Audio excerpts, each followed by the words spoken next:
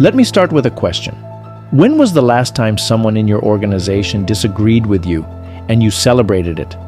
Because that, my friends, is the first sign of a culture of courage. In a world that's moving faster than we can predict, playing it safe is the riskiest move. Innovation doesn't come from nodding heads. It comes from people bold enough to say, what if we did it differently?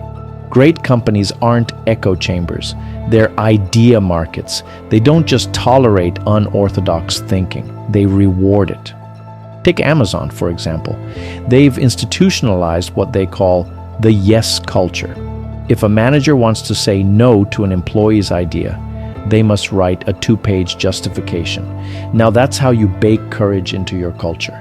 This mindset is not just for the C-suite. It should live in the heart of every team.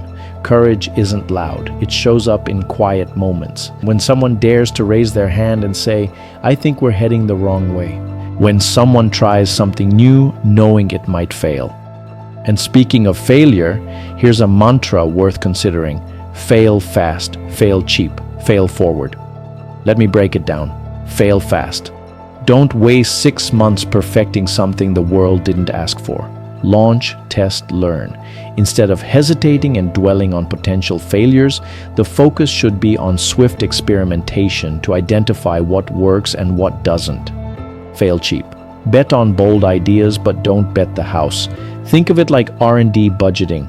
You want moonshots, not kamikaze missions. Set aside a courage fund, resources dedicated to experimentation.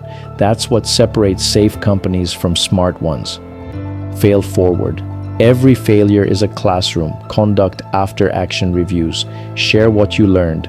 Build institutional memory, not institutional shame. Because if your team is afraid to fail, they're afraid to try. And without trying, you'll never innovate.